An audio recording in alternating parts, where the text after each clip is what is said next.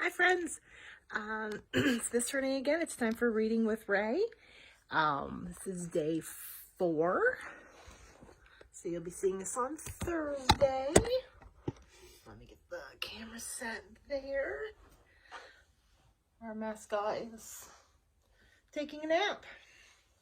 All right, you gonna wake up and say hello? No, her nap is far more important. I got Griffin here too, who's also trying to nap.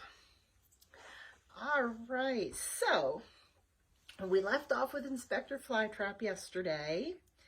He had just solved a couple of mysteries about the giant peg-leg pirate and the really stinky shoe that was stinking up the whole flowers or cookie shop. So hopefully the cookies are back to normal now and are smelling really good the way cookies are supposed to. But remember, Nina ate the cookbook, so I don't know, he may not be able to make too many more cookies.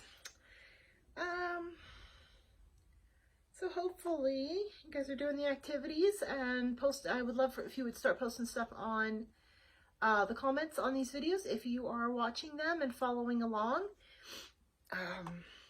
We are just about at the end of this book, so we got to decide what we're going to do next.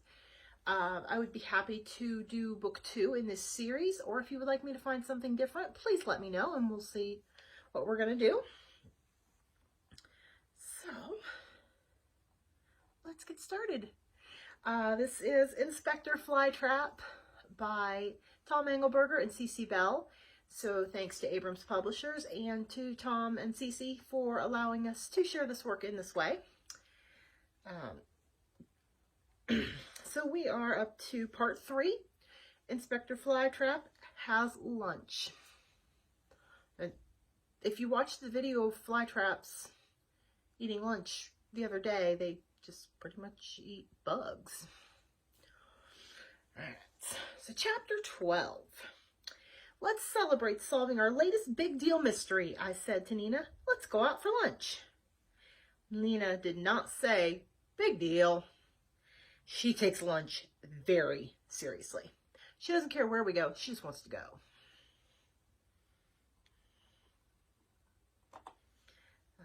How about Penguini's Linguini, I asked. It's where we first met, when I was a table decoration with a dream and Nina was dining alone on the tablecloth. Oh, that Nina. Instead of answering, she pushed me out the door and away we went. Luckily, Penguini's Linguini is on our block, so we didn't have to cross the street. Hey, Penguini, I called as Nina pushed me through the front door. Hey, Inspector Flytrap. Great to see you again. Nina the goat, you're looking good, honey. I like Penguini because he always gets my name right. What was yesterday's special, I asked. Anchovy ravioli, he said. Wonderful, I said, that works. Help yourself, said Penguini. Nina pushed me right through the restaurant, past the kitchen, and into the alley in the back. And there it was, an overloaded trash can filled with old rotting food. Oh, gross. Yum, said Nina, and above the trash can buzzed a cloud of flies. Yum, I said. We both had a feast. That was a very short part. So now we're on part 4, Inspector Flytrap and the big deal mystery of the missing rose. Chapter 13. My phone didn't ring. Hey, Nina, I said, I wonder why we're not getting any phone calls about big deal mysteries. She didn't answer. She was busy chewing on something. Maybe there are no more big deal mysteries, I said. Nina just kept chewing. Hey, maybe that's a big deal mystery, I said. The mystery of no more mysteries. What do you think? Nina just kept on chewing. Hey, what are you eating over there? I asked. Phone, she said. The phone? No wonder we're not getting any phone calls. Nina, you're ruining the Flytrap Detective Agency. Big deal, said Nina. Well, it's a big deal to me. Quick, push me to the phone store. When we got to the phone store, the salesperson showed me the newest kind of phone. It was very, very small. It had lots of neat extras. like a camera, electronic maps, and a high-powered 3D video magnifying glass. Wow, I said. That would be perfect for my job as a detective. What do you think, Nina? She ate it in one bite. Too small, she said. Do you have any goat-proof phones? I asked the salesperson. He showed me to the goat-proof phone aisle. All the goat-proof phones were big and clunky. It didn't have cameras or any other cool stuff. That's too bad. All right, I said. I guess I'll take the biggest, clunkiest, least cool phone you've got. Back at the office, I plugged in the enormous new phone. It rang right away. Flytrap Detective Agency, do you have a mystery? A grumpy voice said, Yeah, Mr. Flytrap, I sure do. Actually, my name is Inspector Flytrap, I said. Who cares? All I care about is getting somebody to solve this mystery. Is it a big deal mystery?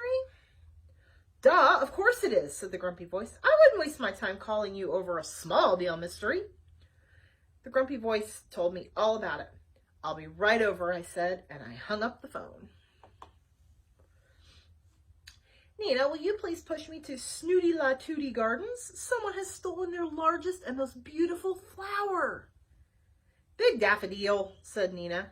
No, I said, it's a rose. Chapter 14. I'd never been to Snooty La Tooty Gardens before. That's because it makes me sad to see plants locked up behind fences. I believe that all plants should be free to go wherever they want. But the truth is that I've never met another plant that actually wanted to go anywhere. Those plants are happy just to sit where they are. But when Nina pushed me across Garden Street right in front of a speeding fire truck, I started to wish that I had stayed at home too. The fire truck swerved just in time and we barely made it across alive. There, waiting in front of the gates of Snooty La Tooty Gardens, was a really grumpy rat. I know what you're thinking, Mr. Flytrap. Well, I'm not a rat. I'm a kiwi. Mimi Kiwi. Hello, Mimi Kiwi, I said. I'm Inspector Flytrap, and this is Nina. I'm sorry I thought you were a rat. Humph, said the really grumpy kiwi. What's a kiwi? I asked. Duh, said Mimi Kiwi. I am. Oh, I said. There was an awkward silence. Finally, I said, would you like to show me the scene of the crime? Mimi Kiwi muttered something and led us through the gate, down a path, and into a greenhouse. Now, a kiwi is actually a type of bird. They're kind of round, and they do look kind of furry. There she is.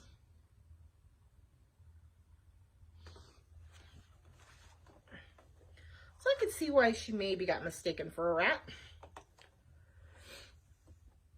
The greenhouse was crammed with every kind of plant. They were all in pots, just like mine. Mimi Kiwi pointed to an empty spot near the door. Is that where the rose was? I asked. Duh.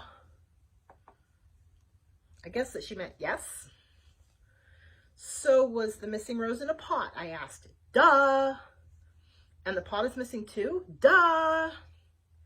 I have to admit that I've never met an animal, or a plant for that matter, as rude and unhelpful as Mimi Kiwi. Even Nina seemed polite next to her. I gave up asking her questions and started looking around. I found a tiny little clump of black stuff on the floor. Nina, would you mind eating this? I asked. Nina didn't mind. What's it taste like? I asked.